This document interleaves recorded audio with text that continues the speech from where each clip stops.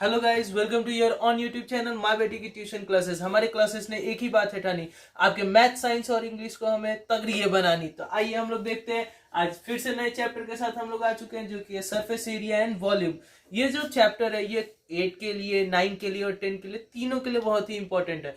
तो इस वीडियो में हम लोग क्या जानने वाले हैं कि इसका जो भी सरफेस एरिया है या वॉल्यूम है वो आखिर होता क्या है पहले, उसके बाद से हम उसको कब निकालेंगे क्वेश्चन में। ये बहुत ही एक पेचीदा सा चीज होता है कि कब हम लोग क्वेश्चन में ये फॉर्मूला अप्लाई करेंगे, कब सरफेस एरिया का फॉर्मूला अप्लाई करेंगे, तो वो भी मैं इसके थ्रू समझाऊंगा। और बाय चांस अगर आप फॉर्मूला भूल जाते हो तो वो कैसे याद करना है ये भी मैं बताऊंगा। ठीक है, तो आइए देखते हैं।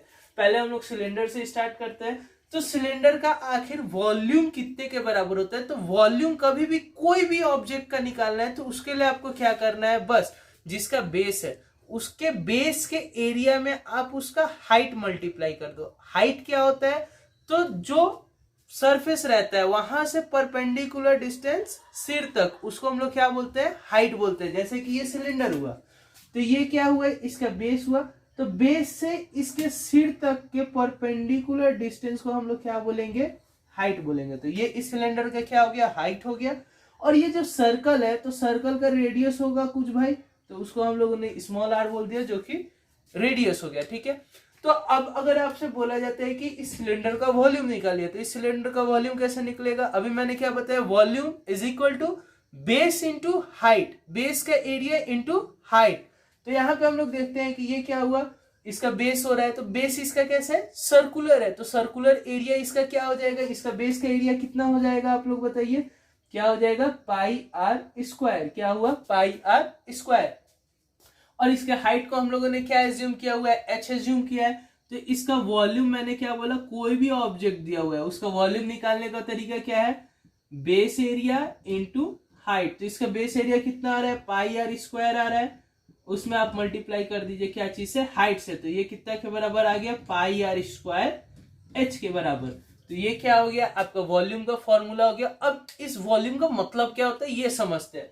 तो सिलेंडर है, तो सिलेंडर के अंदर खाली स्पेस होगा, तो उसके अंदर कोई चीज कितना अट सकता है उसको हम लोग क्या बोलते हैं, वॉल्यूम बोलते हैं। जैसे कि एग्जांपल आप लोग देखिए, ये क्या है, कॉपी है प्लेन, इसको हम लोग सिलेंडर बनाते हैं। तो ऐसे अब सिलेंडर बना दिए तो आप लोग देख सकते हो कि इसके अंदर क्या है, खाली स्पेस बच रहा है। तो इस स्पेस में कोई चीज हम लोग कितना भर सकते हैं वो कैसे पता चलेगा हम लोग को, तो जब हम लोग वॉल्यूम निकालेंगे तभी पता चलेगा कि भाई इसके अंदर कोई चीज कितना भर सकता है। ठीक है, अब हम लोग नेक्स्ट देखते हैं कर्व सरफेस एरिया क्या होता है वो समझते हैं।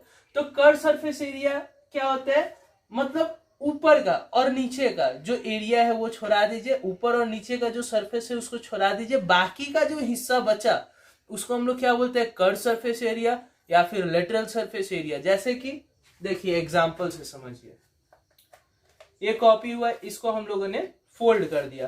तो मान लीजिए सिलेंडर में क्या होता है, ऊपर से भी बंद रहता है, नीचे से भी बंद रहता है। ठीक है, तो ये नीचे का सरफेस और ऊपर का सरफेस छोड़ दीजिए, इसके अलावा क्या एरिया बच रहा है, ये जो कर्व पार्ट है, ये जो कर्व पार्ट है ये बच रहा है। तो इसका जो एरिया होगा उसी को हम लोग क्या बोलते हैं, कर्व सरफेस एरिया या फिर लेटरल सरफेस एरिया।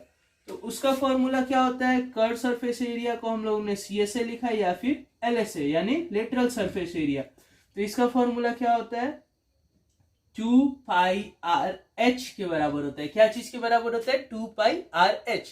अगर अब आपसे बोले कि टोटल सरफेस एरिया क्या होता है ये हमें बताइए, तो टोटल सरफेस एरिया कैसे निकलेगा, तो कर्व सरफेस एरिया में हम लोग क्या करेंगे, सिर्फ ऊपर का एरिया और नीचे का एरिया को ऐड कर देंगे। ठीक है, तो वो हमारा क्या निकल जाएगा, टोटल सरफेस एरिया। क्यों, क्योंकि कर्व सरफेस में हम लोगों ने क्या किया था, सिर्फ ऊपर का और नीचे का सरफेस का एरिया छोड़ा था, टोटल मतलब पूरा।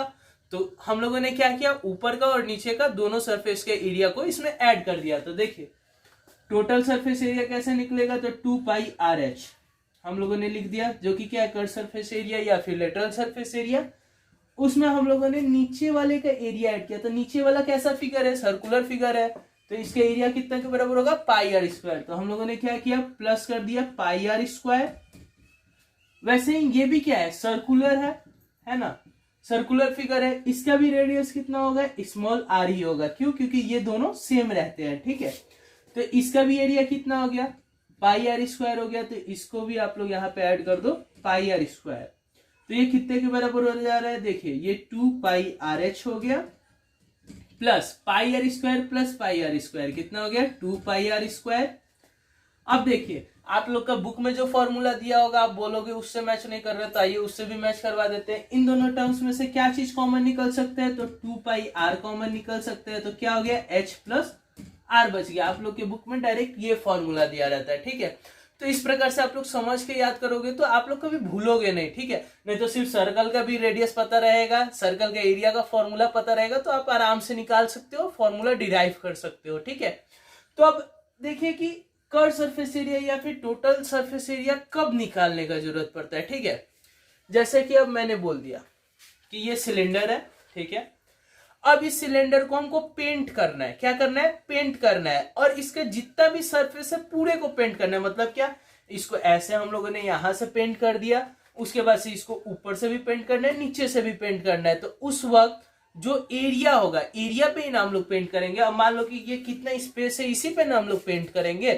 तो उस वक्त हम लोग को क्या करना पड़ेगा, टोटल सरफेस एरिया निकालना पड़ेगा। क्यों, क्योंकि इसके ऊपर भी पेंट करना है, नीचे भी, और ये पूरा सरफेस पे भी पेंट करना है, ठीक है। तो उस वक्त हम लोग क्या करेंगे, टोटल सरफेस एरिया निकालेंगे और जो भी रेट दिया होगा उसके अनुसार कैलकुलेट कर लेंगे, ठीक है। तो थैंक यू। इस वीडियो में आप लोग का इतना ही रहेगा सिलेंडर के बारे में। नेक्स्ट जो अपकमिंग पार्ट होगा उसमें क्यूबॉइड रहेगा, क्यूब रहेगा, हेमिस्फीयर रहेगा, स्फीयर रहेगा। थैंक यू गाइस, आज के लिए बस इतना ही। अगर आपको ये वीडियो अच्छा लगा तो प्लीज लाइक कीजिए और सब्सक्राइब कीजिए, और कमेंट बॉक्स में बताइए कि नेक्स्ट किस टॉपिक पे मैं वीडियो बनाऊं। Thank you, that's all.